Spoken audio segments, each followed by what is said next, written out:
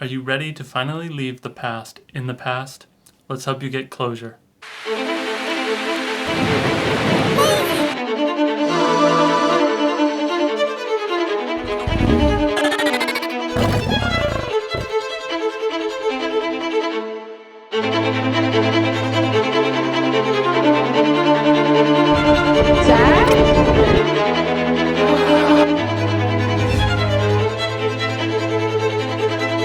Everyone, welcome back. It's your energy healer, Zach Luz. Today's topic is going to be on getting closure.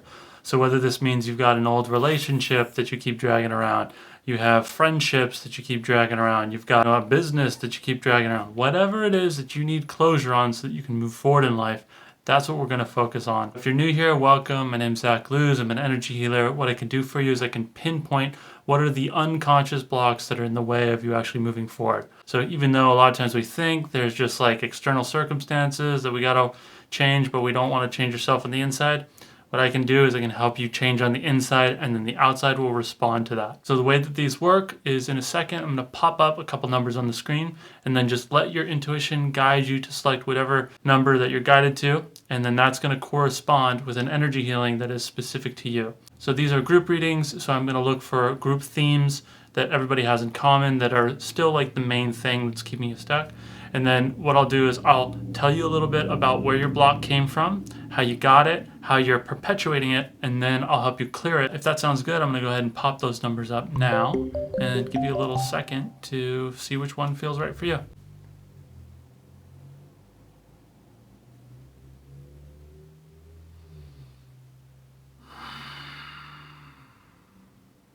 Okay, I'm going to assume you got your energy healing picked, and if you want, you can use the description box down below and you can go ahead and fast forward straight to your healing. And one last thing before you skip ahead, I just want to say, please make sure you do not listen to these when you're driving. These things may look, sound, and feel a lot like a normal meditation, but they're different than that. They can be physically disorienting, and it's really important that you are safe about this, so please don't do this when you're driving.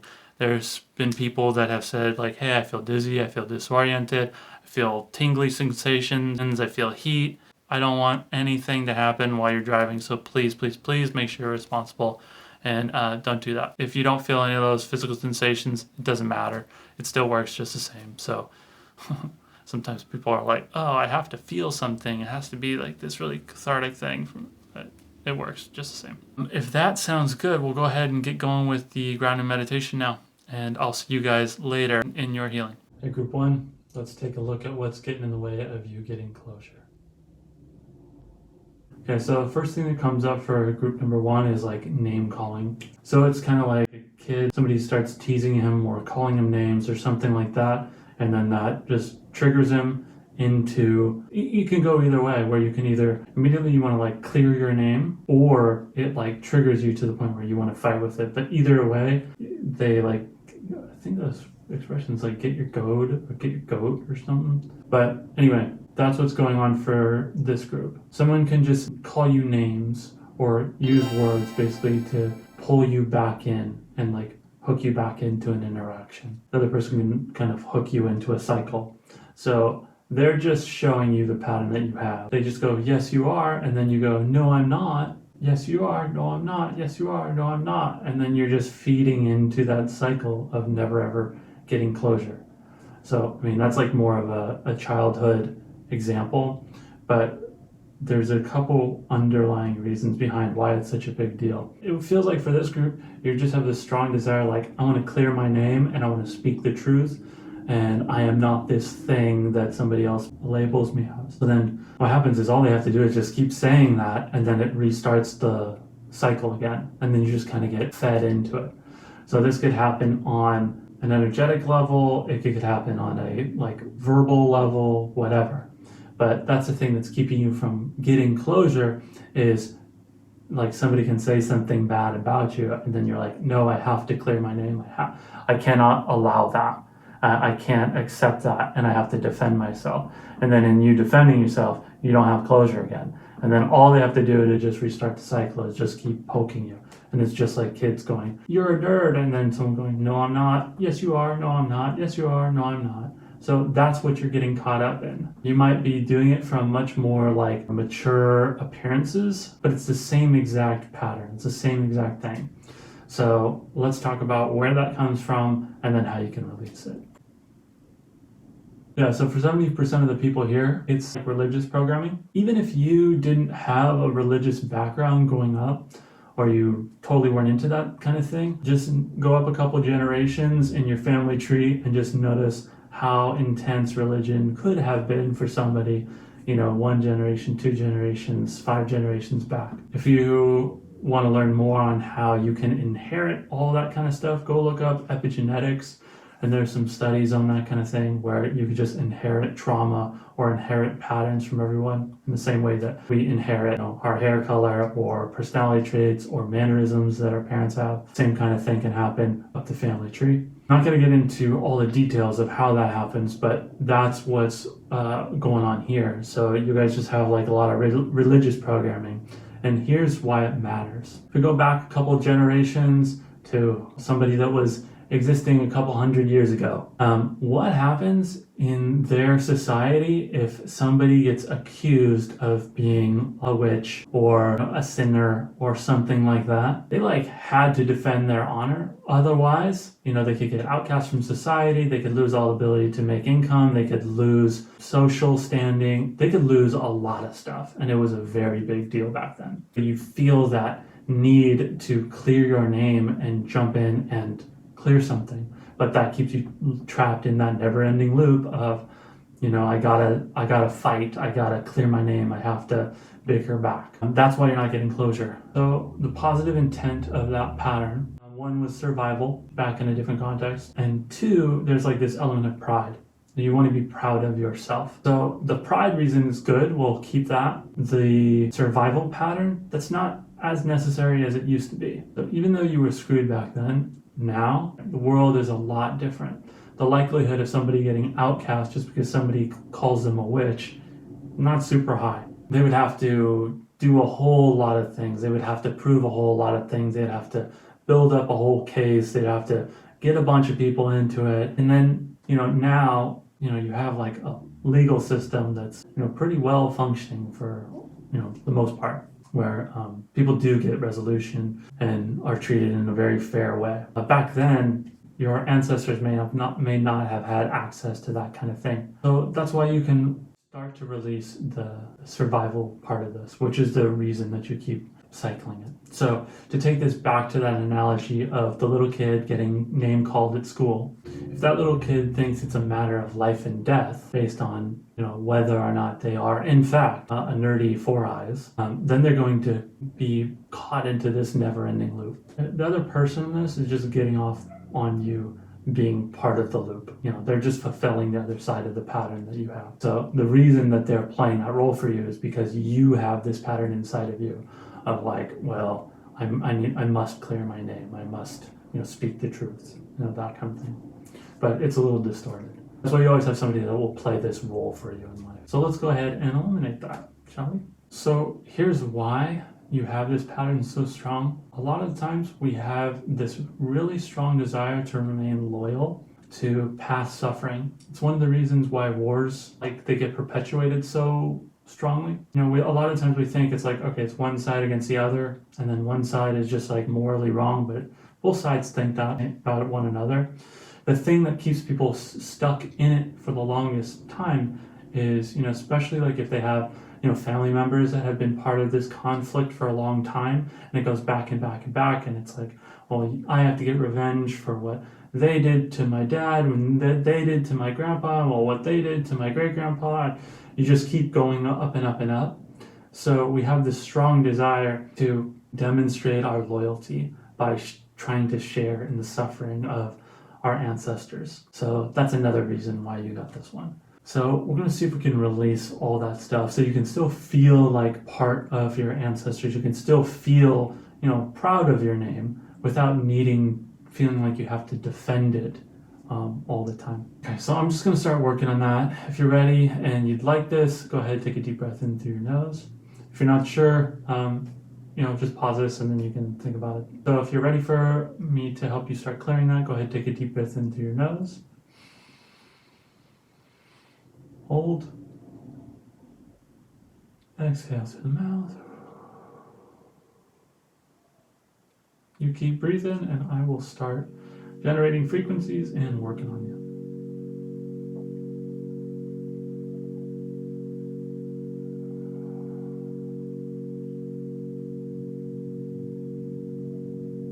One more breath in with me. Release.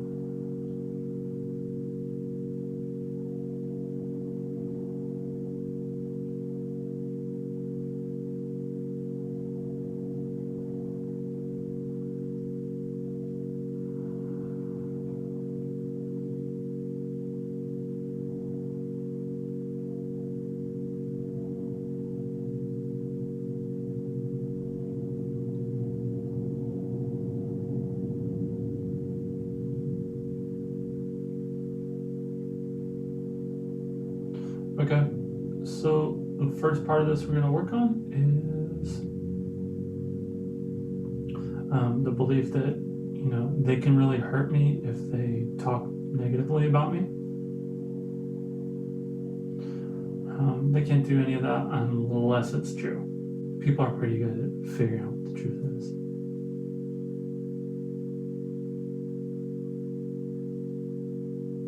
And just think about it when you're buying products. If you go online and you find some product, you're pretty good at figuring out if it's like a scam company or if it's a real company. You go read reviews, you can go check out, third-party stuff, and you can vet a product. So in the same way that it's pretty easy for you to tell if there's like a fake company or a sketchy company, people can figure out the truth about you too. So this is why it doesn't matter as much, even if people are saying negative things about you. Like, they can't hurt you the same way that they used to be able to do to your ancestors who didn't have anywhere that they could go, like post reviews or read reviews.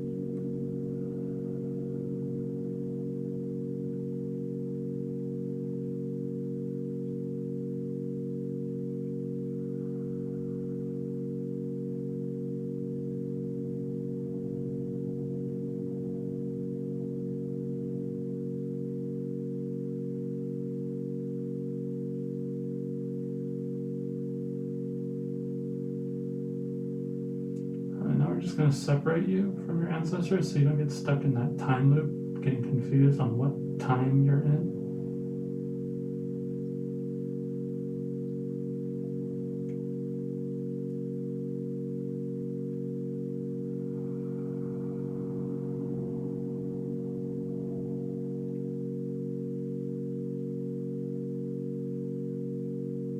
Pay attention to your physical body. Really be present, even if it scares you.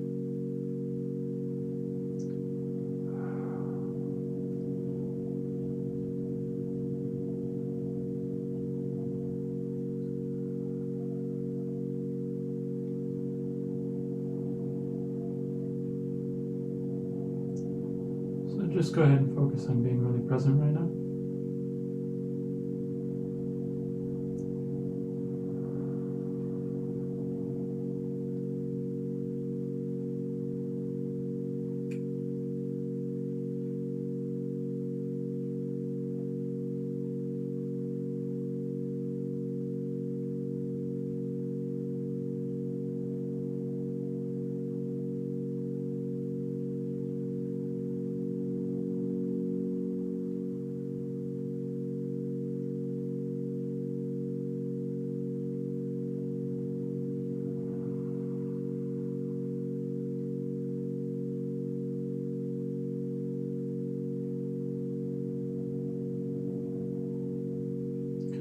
Okay, last point I want to bring up is there is no assertion, there's only attraction.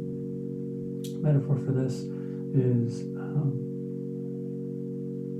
it's just like your social media, your homepage on like Instagram. Whatever you've been engaging with, that's what pops up on your For You page.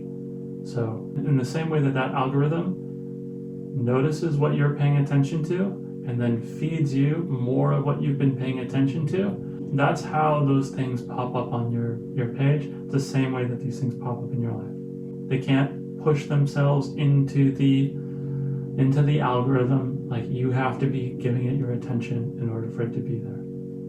So with this stuff, those people, they can't assert themselves into your experience. If you pay attention to them, then you can attract them into your experience, and it'll feel like they're asserting themselves, but you're the one that's putting them there with your attention. So I'm just going to release that out.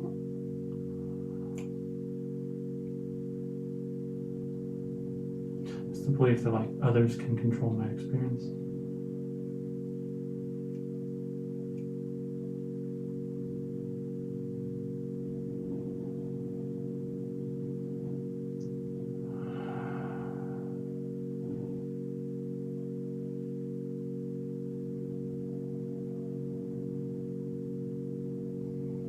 And if that annoys you, and you're like, well, I already knew that, Zach. On an unconscious level, you believe that others could force themselves into your experience as a way of trying to make it better for your ancestors who, didn't understand law of attraction, didn't understand like the physics of reality. They didn't have an Instagram showing you, here's what your attention's on. So you're trying to go back in time and not make them wrong by believing that there are people that can assert themselves into your experience. You're trying to make it better for them back then.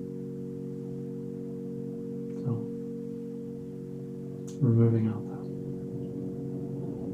So removing that need so you can see it more clearly. That nobody can assert themselves into your reality.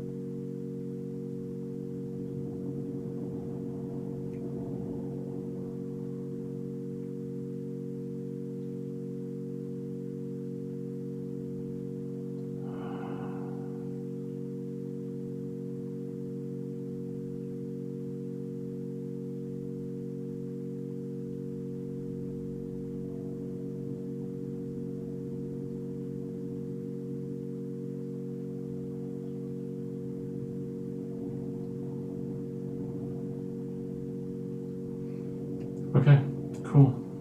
That's going to do it for you, Group 1. You guys should be feeling pretty good right away. Keep in mind that you may have the old pattern flare up, and then you'll see it again, but you'll see it from a third-party perspective. You'll see the trigger fire off, but you'll see it from like an observer standpoint, so you don't get triggered automatically into reacting. You have a choice. So just choose the new pattern one time, and then that'll become your default. That's what I kickstarted in here, but you always have free will to return to your old pattern or confirm everything that we made here. So that's up to you. It's another way of reminding you that you're the boss. Hope you enjoyed this. If you did, please leave a like, subscribe, comment, share. I'll see you guys next time. Later, Group 1. All right, hey, Group 2. Let's go ahead and see what's going on for you guys. So the first thing I noticed with this group is I just feel like extremely confused. It's like you're waiting for closure or waiting to give closure. Just a lot of waiting. Yeah, okay, so it's like with this group, you don't even understand what happened. It's like you've just been blindsided by whatever went down between you and somebody else. You might not even really understand why you want closure. It's like you probably hear like, oh yeah, it's really healthy to have closure, but why? Yeah, there's just like so much confusion. It's like, what happened? What's going on? Where are we at? You're just overwhelmed with confusion. It's like, what did I do? What did they do? Okay, so this pattern is like, I'll be clear once I have closure. Like that will make everything tie together. I'll understand why everything was the way it was once I have closure. But at the same time, like you feel like it's not appropriate for you to either ask for that, or other people might not feel like it's appropriate for them to come to you to give you that closure. It's just the pattern that's running is like, I'll be clear once there's closure, but you're stuck in this place of confusion. So since you're confused, you could never be clear and never have closure.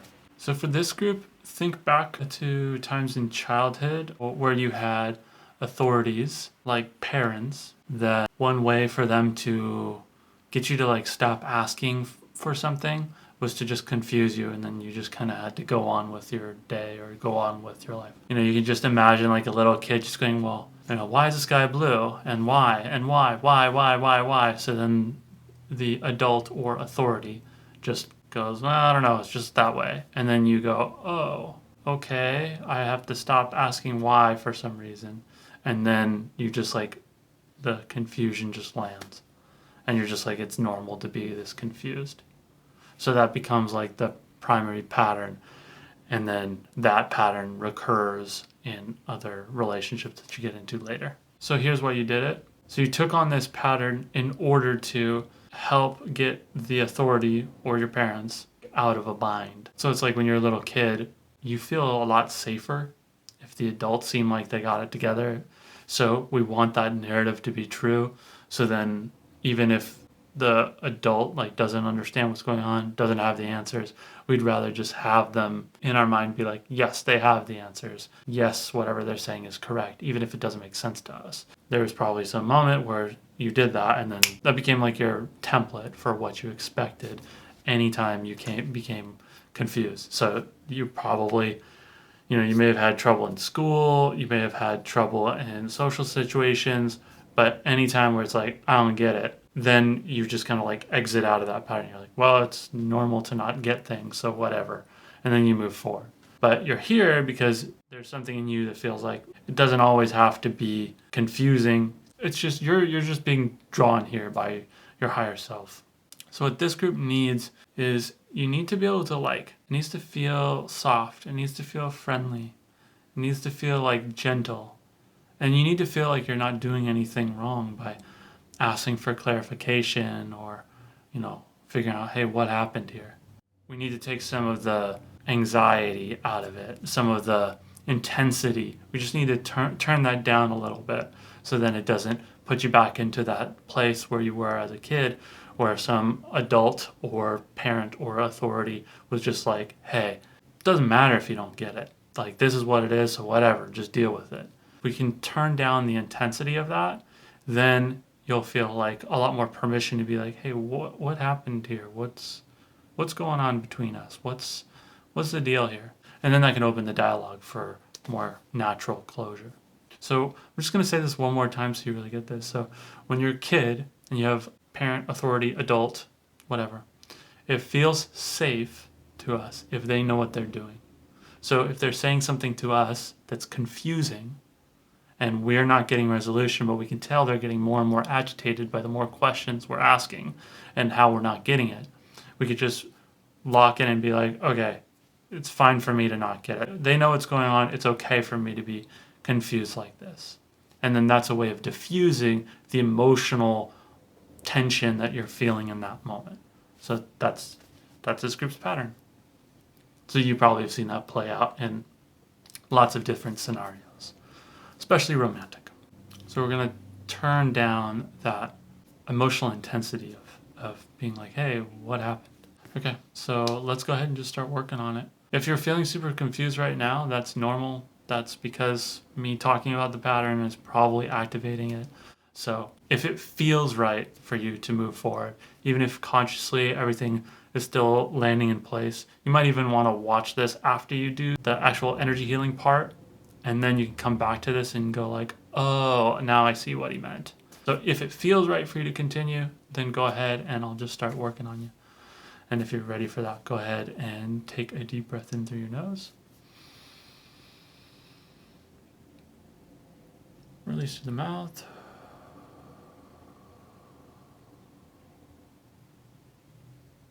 And in through the nose. Release through the mouth. And go ahead, continue at your own pace.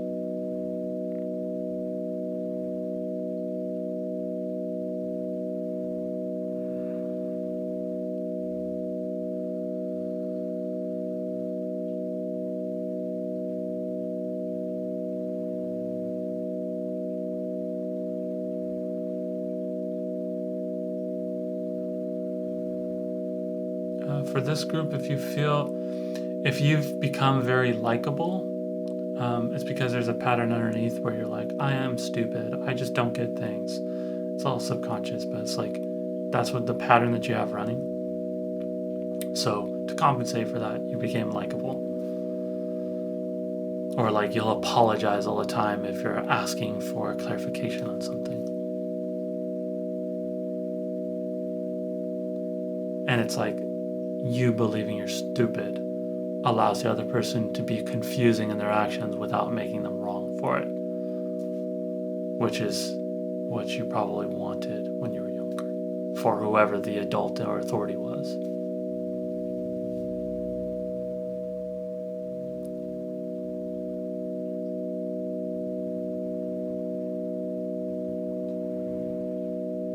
We're just going to delete out any patterns where we believe that we're stupid.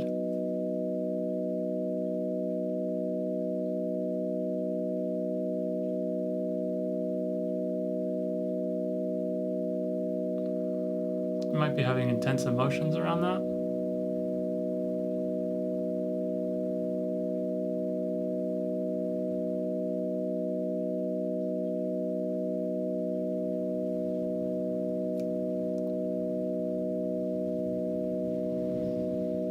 Okay, you can let them go.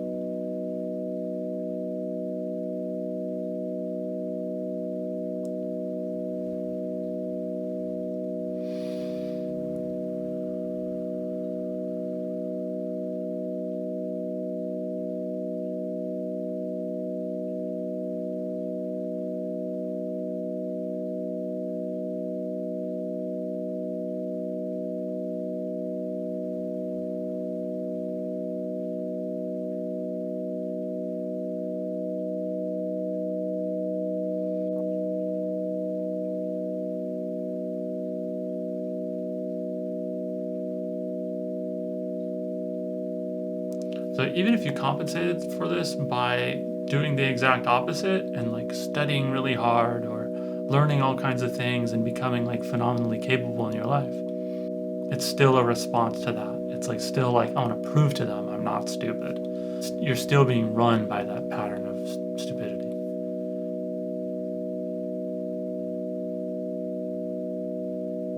So let's just disconnect you from that.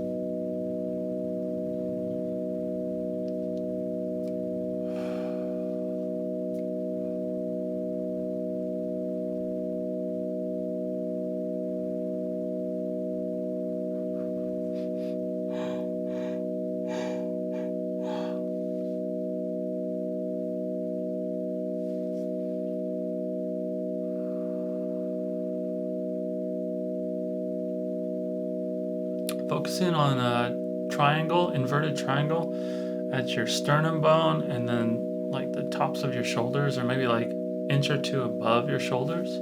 Just focus on those points.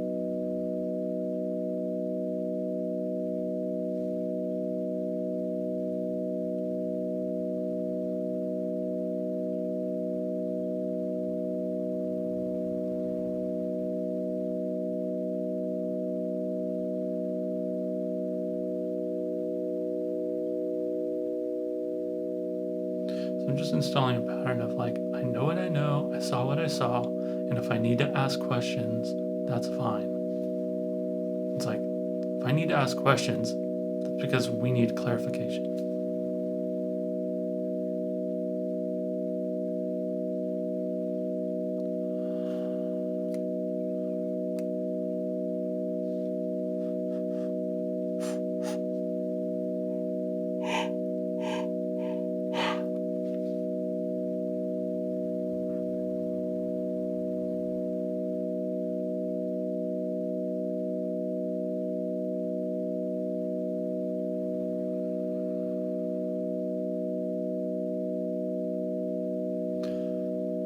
Everyone's probably feeling a lot calmer now.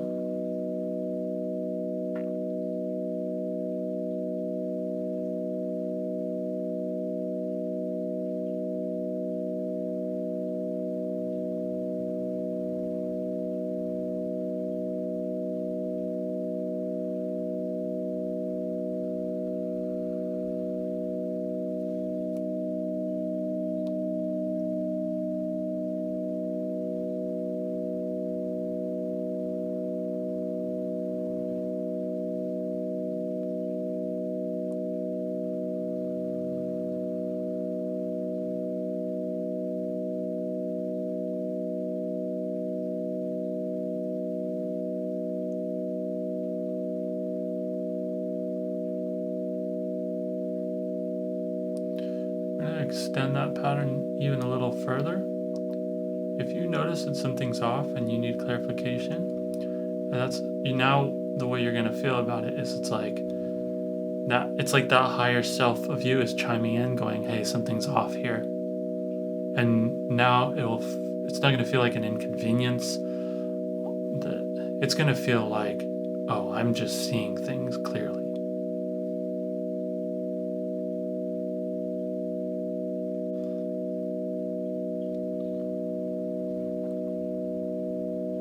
You can even start being proud of noticing those little incongruencies where you're like, I need clarification. This is also going to help you learn a lot better too.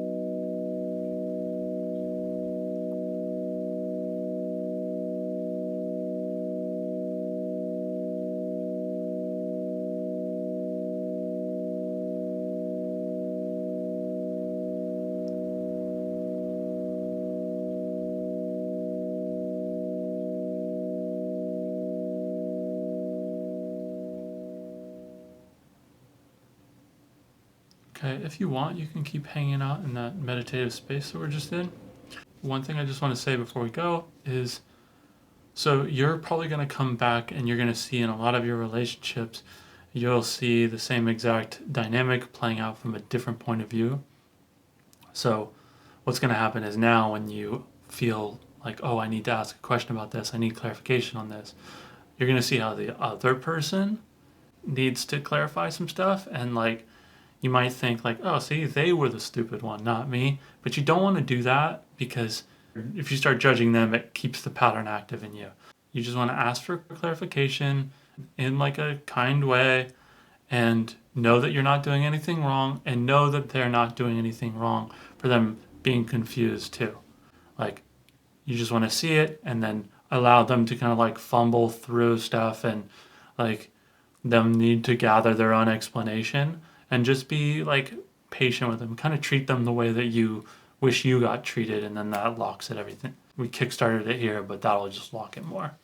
If you have any questions about this, feel free to go back and listen to this again of all the explanations from before, now that we've installed those patterns and cleared that stuff out. So now it's like you're more compatible with the knowledge that I was sharing earlier. But yeah, if you enjoyed this, please like the video and subscribe, and I will see you guys next time. Letter group 2. Hey, group 3, let's see what's going on for you guys. Okay, with this group, you guys feel pretty upset. You don't want to give closure to someone else, or you really want something from them. It's just, there's a lot of anger. Yeah, I mean, this group just feels like really stuck, just really stuck in their position, really stuck in their ways. The energy feels just really stuck, solid, and like pulling down into my gut. It's just like, I'm not moving. I don't care what you say. It doesn't matter. Like, you're not willing to give someone closure. You may also receive that from other people. It's just like, nothing's changing. I'm like just not willing to go there. That may be justified. So, I'm sure it is, actually. I can't see all of your individual like circumstances and stuff. I'm just like looking at what's the group's commonalities. The level that you're not willing to give closure to other people is the level at which people withhold closure from you. Yeah, you probably are just withholding closure from people because you never got some from someone that you needed it from, and you just had to kind of suck it up and deal with it. So your experience is probably that you'll have something that's really, really stuck, and then you'll go out and you'll get somebody to help, and that person could be like the best person in the world at getting you unstuck on whatever, but then when they come and do it for you, it will fail, because it's like a way of reassuring you, like, see, I was right. See, I'm stuck. See, they don't deserve it. See, it shouldn't change. It's just like, it's a way of proving yourself right. So like underneath that rage is profound hurt. And you probably have even forgotten about what that hurt even was originally from. I see. So if you are able to give closure to people, so this is like rage, grief, and profound hurt. So this one woman, she was on like one of those shows, America's Got Talent, and she goes on stage and she has like cancer, and everybody gets really freaked out because I think she had like stage 4 cancer, and she had like lost a lot of her hair, but she sang like so beautifully, and everyone was kind of like on pins and needles around here because she was like in the terminal stages, but she had made peace with it, and she's like, you know what, it's okay, guys, it's okay. Like, I understand, like, this is my thing, and I can still live my life beautifully, and I can still pursue things that matter to me, and it's all okay. And then everybody kind of exhaled, and the tension went out of the room. And then she went and performed, and it was like absolutely like tear-jerkingly beautiful. And, you know, they shot off like these golden confetti everywhere, and like they kind of produced like this magical moment. But I was reading up on her later, and she said really nicely, grief is the way that we show ourselves that this thing mattered to us. So she brought it up in the context of like her life, and, you know, the grief that other people had, and the grief that she had felt for her health and all of these things. But people couldn't move to acceptance in where she was when she was teaching everybody.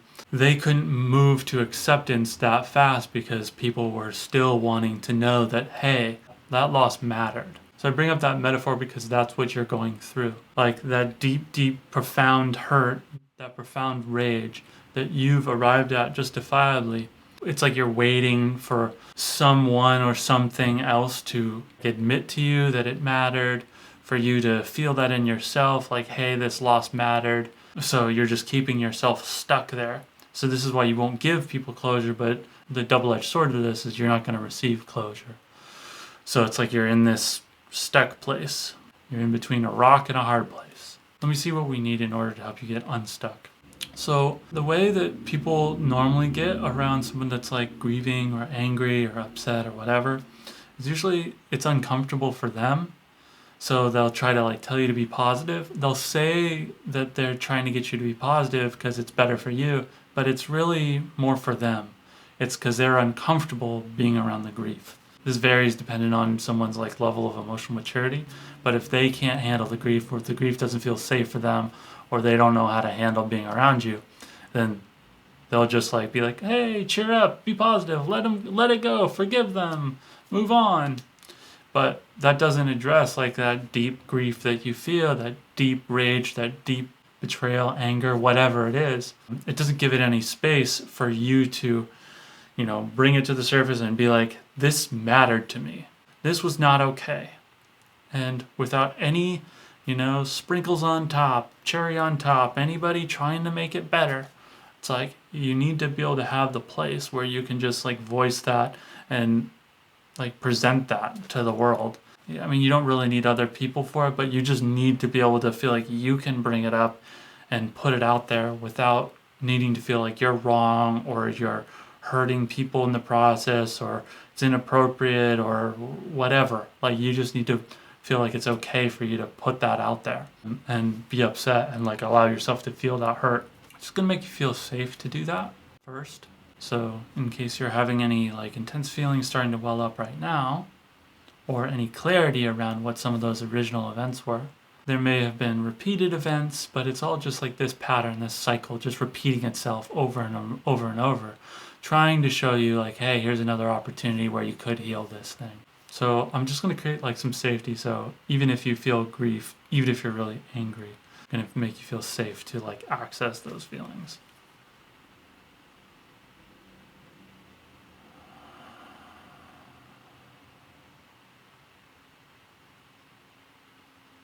So I'm just going to like work on you a little bit. If you don't want to go there, that's okay. You can just turn this off. For anybody that wants to go there, I'm just going to make that feel safe to go there.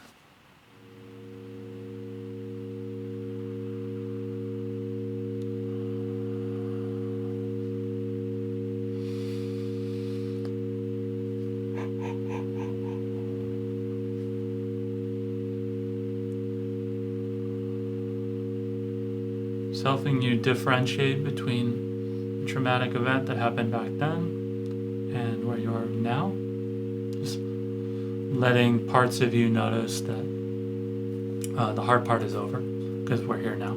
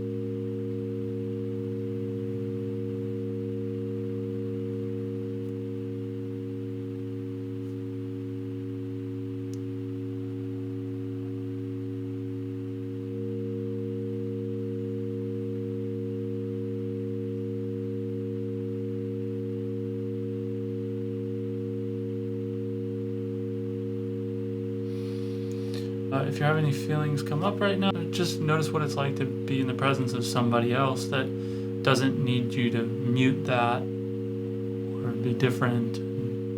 Whatever is coming up is like, it's fine.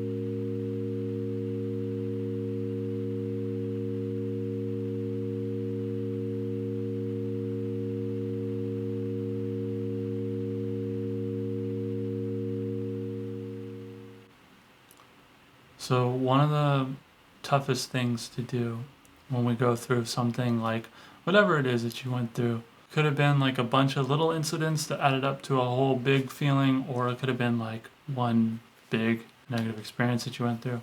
But one thing that makes that really hard is when we can't find any meaning for the suffering.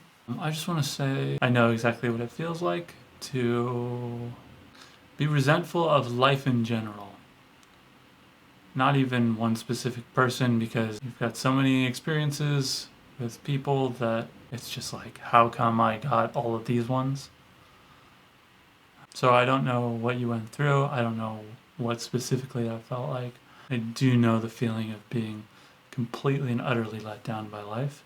But something a mentor told me that was like really helpful to me when I was trying to like find meaning. So basically, like I had like a bunch of other friends that were like business friends, and we had all kind of like built businesses alongside each other. And then I just kept seeing one after the other get successful in ways that I was like really jealous of. I wasn't jealous for them. I was happy for them, but I was like, okay, when's it going to be my turn? And I saw them kind of like they went through this little dip, and then they would pop out of it, and then they would just like emerge into success. And it felt like so unfair to me. But a mentor, he told me, he's like, a lot of you guys are wondering why your spiritual awakening is so much harder than everybody else's. So he said, it's just like, imagine if you had like a football coach, and then the football coach, everybody else is doing practice, and he says, drop and give me 50 push-ups or whatever. Then when everybody else finishes their 50 push-ups, he picks you three, and then he goes, you know what, for you three, I want you to give me 150. And you're like, this isn't fair. Why are you picking on me? And then when that happens, he steps on your back, and then he leans on you, and he puts his weight on you, so that every single push-up for you is just like way harder on you than it was for everyone else. And he's doing this in front of everybody, and it feels like he's doing it just to pick on you. It feels like it's being done out of cruelty. But the reason that the coach does that to a select few of us is because if the coach can see that we have real potential, to make it into the NFL, whatever our version of the NFL is, any loving coach will find it to be their duty to push you, because they see like you could be great, you could really do this, but what's going to be appropriate for everyone else around you isn't going to be enough of a challenge to really push you into that more elite, higher level. So it's just got to be harder for you. So the reason I bring that up is because I don't know what your version of the NFL is. I don't know what your version of the coach is. But I do know that feeling of getting pushed just to your limit and so far beyond it without any real explanation as to why. I hope that that might be an appropriate metaphor that might help you create some sense of meaning for whatever it is that you had to go through. So I'm just going to create more of that safe space for the rest of this. So yeah, I'm just going to do that and sit here in silence and just meditate and do some energy healing. So if that sounds good, take a deep breath in, hold, release.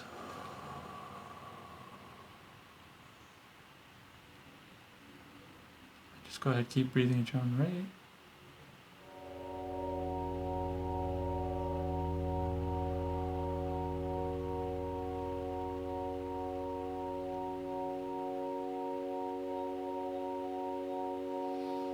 For this group, you can't reach closure on something until the pain has completed. The pain has actually landed and you've felt it. Like you can't get closure on a relationship if you're still not allowing yourself to feel the pain of the loss of that relationship.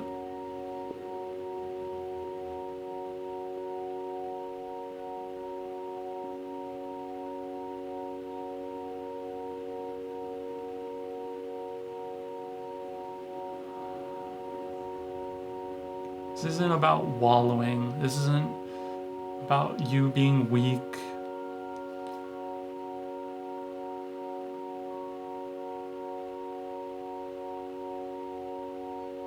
It's just like allowing the heartbreak to complete so we can move on to closure.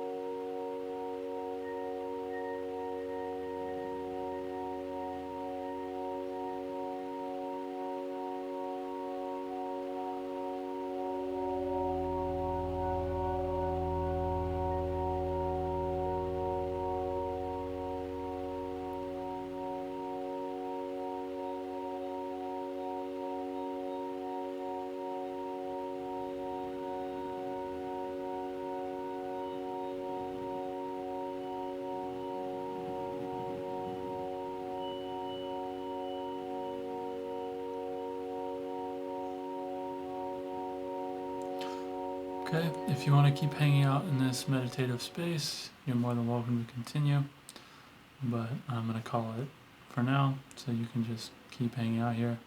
If you feel inclined, you might go back and pick one of the other numbers, but like you couldn't access really any change until you dealt with this. So hope that's helpful. If you enjoyed today's session, please like, comment, subscribe, and share, and I'll see you guys next time. Thanks. Hey, what's up, group 4? Let's take a look and see what's going on for you guys. So the first thing that I'm getting are the words warm embrace. In order for you to get closure and move into that next chapter of life, that next chapter of life is going to be a lot better for you. Let's just assume that. And the problem is the closure that you need is you need to get closure that feels like you can warmly embrace your new chapter rather than you're just like swimming through the mud in order to finally get to this new good chapter. Because here's the problem. If you just get relief from something bad and you move into the new chapter of life, you get that closure that you've been after. Like if you're getting like a distorted version of closure where it's just like, well, it's done, it's over with, then what that does is it screws up your whole narrative for life, because then all life is just a series of bummers, misfortunes, and bad times that you get temporary relief from in next little chapters. It's like all of like 98% of life sucks, but then there's like 1 or 2% that's spread out in these little blips across your life where things are good. So if you go into your new, better life with that underlying narrative, it kind of sours the sweetness of your new life. It makes it from being a sweet embrace to a sour embrace. So what you want is you want to move into the next chapter from as much of a place of peace that you can be at. You want to come to a place where you are at peace with yourself and it feels like it's warm, it's friendly, it's like copacetic, like life is good, and then you move into the next chapter of life. So you're not in this fight with life that you've temporarily won. You want to just like be able to extract the beauty and the lessons that you've learned and all of those things so that it actually feels good inside of you when you move into the next phase of your life. So for this group, I want to tell you guys a story that I think will frame like this whole thing and just make a lot of sense. So there's this father and son. The father is looking at his son and he's really proud of his son, but he notices that his son puts a little bit too much pressure on himself. This son, he does all the right things, he's a hard worker, he's really smart, he gets great grades in school, he's really kind to all of his siblings, he's just doing everything that you can possibly hope for in your child. But the thing is, he works like really, really hard to the point where it's just a little too much. So the father comes up with his plan and he thinks to himself, you know what I'm going to do? I am just going to bless my son. I just want to give him a gift that's not because he's a hard worker, not because he's intelligent, not because he's healthy, not because he's kind to his siblings and strangers and everything. I just want to give him a gift literally because he's my son, because his existence alone brings me so much joy. And it just feels good. I feel naturally compelled to bless him with wonderful things. So I'm going to give him a great gift. So dad starts thinking to himself, all right, well, what am I going to give him? So he starts watching his son's behavior. And one day when he's in the kitchen, sees his son grab a little napkin and fold it up into a ball. He starts like weaving it through his legs like it's a basketball. And then he shoots it into the trash can over on the other side of the room. And as it goes into the trash can, he goes, Kobe. And then it hits dad. I'll build him a basketball hoop. That's the perfect gift. So dad goes off into his wood shop and he starts working on it. So at the same time that the ball swishes in, the son has a similar epiphany. Right? He thinks to himself, you know what? I really, really want a basketball hoop.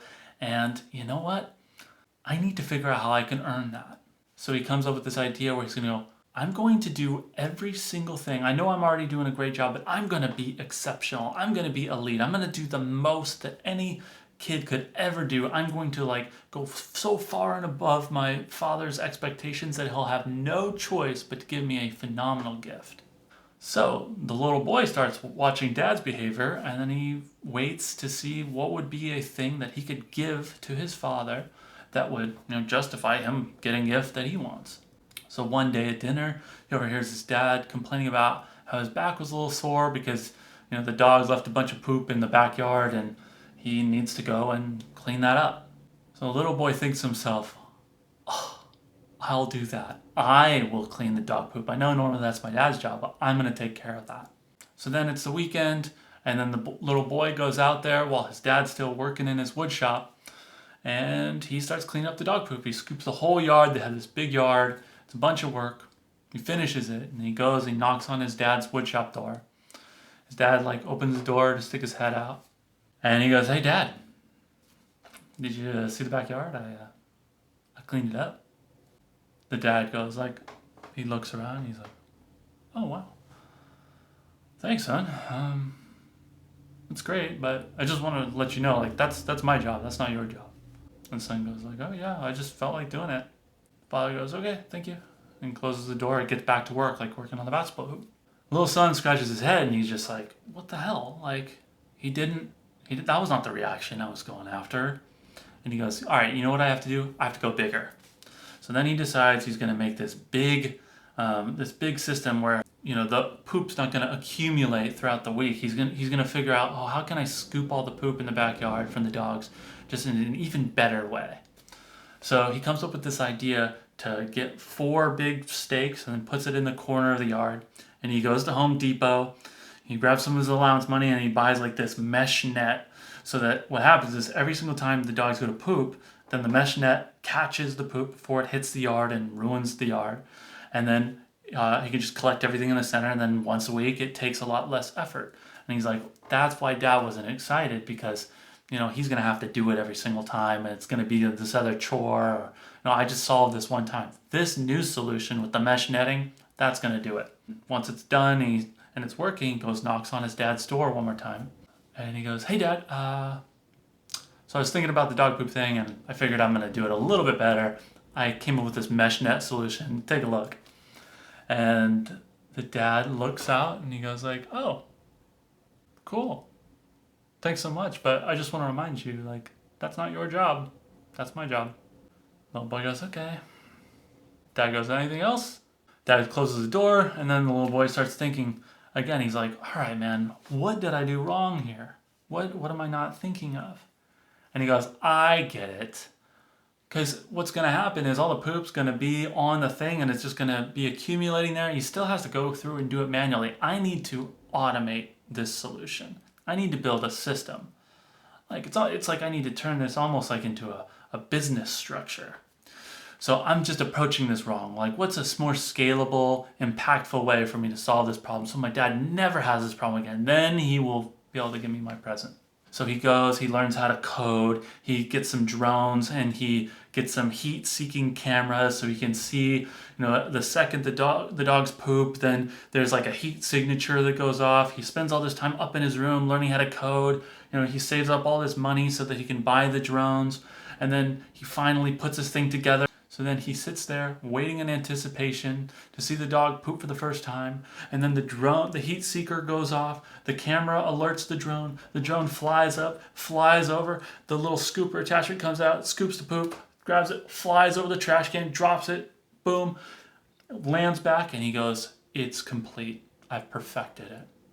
Goes and knocks on his dad's door. Dad, I gotta show you something, man. This is crazy. This is gonna blow your mind. Watch this. And then the drone comes, grabs the poop, he does it again.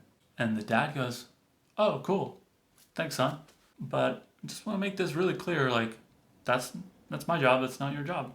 The son flips out. He runs through the house, runs upstairs into his room, slams the door, and he's just saying to himself, "This is bullshit." He gets so mad, he screams into his pillow. And he realizes there's nothing I can do that's going to get me my basketball hoop. There's nothing I can do to force him to give to me. So he cries and cries until he's tired. He lays on the floor and looks up at the ceiling.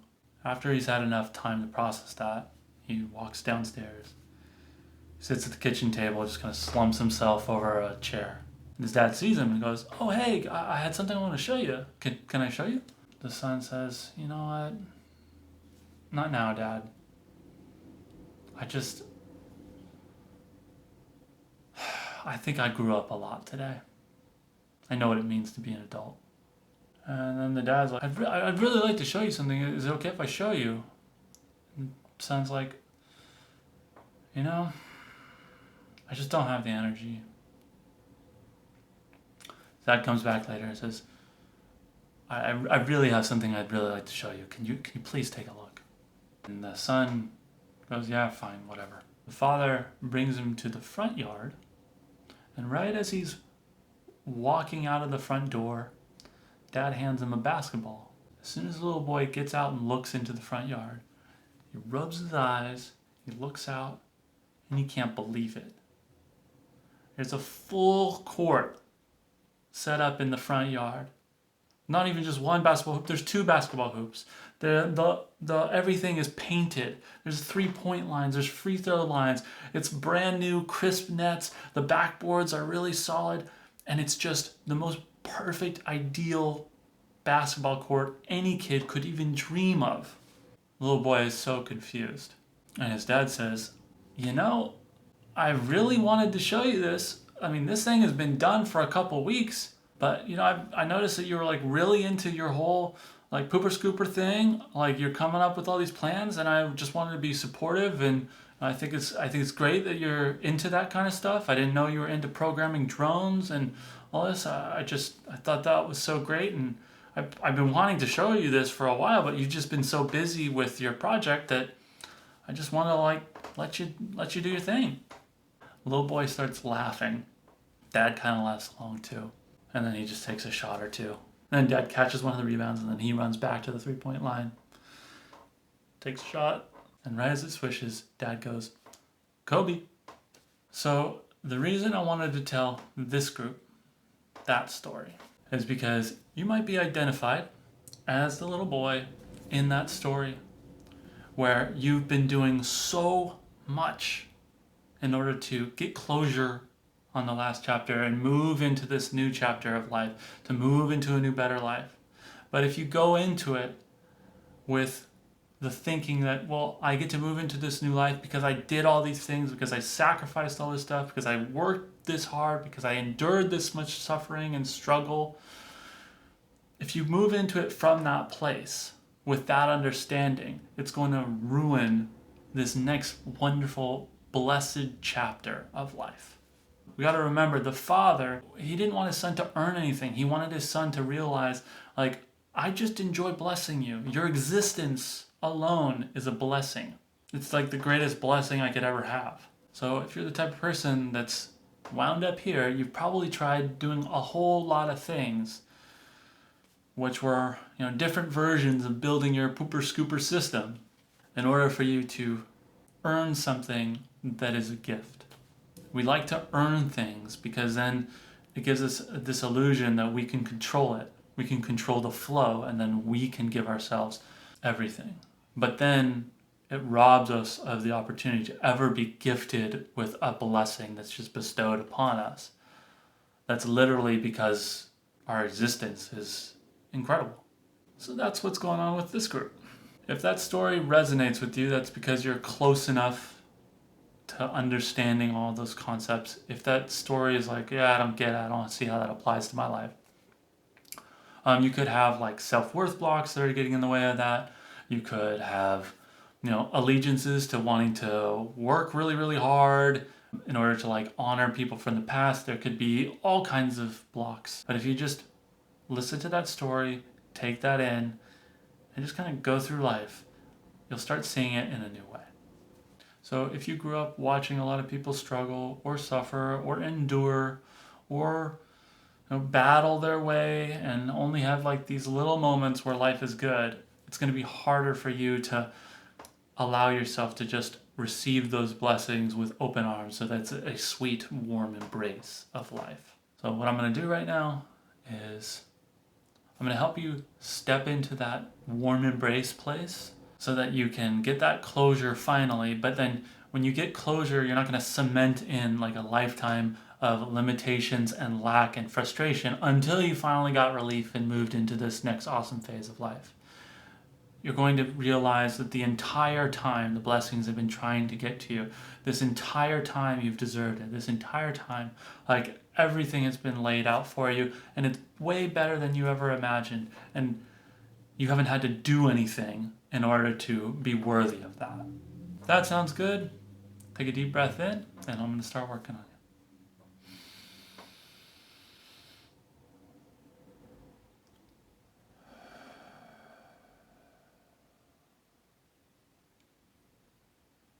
Deep breath into the nose. Hold at the top of your breath. Release.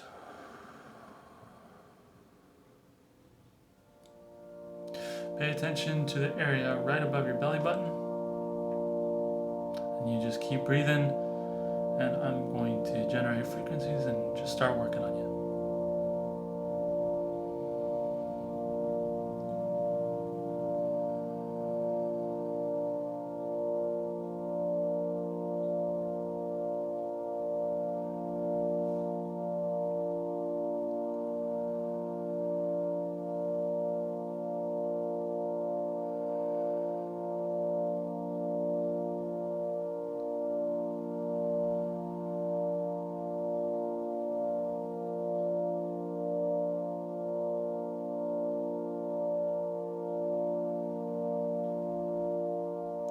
First thing I'm going to do is shift the pattern so that your self-worth is innate and you realize that there's nothing you need to do to earn it. It's just part of your incarnation. The fact that you exist is proof of your worth.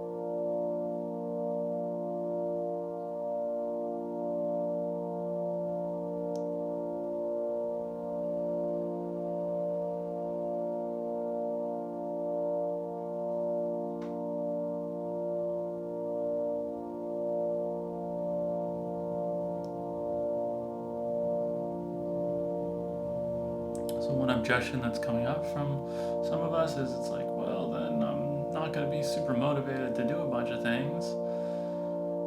Like, why would anybody do things? Then you're going to do things from a place of like, this lights me up, this is exciting, this is fun. Rather than trying to patch up a hole, you're going to do things from a place of like expression and just excitement and joy, rather than like fear of not being worthy or trying to compensate for that. So what's going to happen is your ambition may drop a little bit, but your finances may increase, and then just like the right opportunities, those will come into you. But it's going to be so much less effort than you've ever done before, which may be a little disorienting. And we're going to call it here. If you want to keep hanging out, you can hang out in this meditative space on your own. And if you enjoyed this, please like, subscribe, share, and I'll see you guys next time.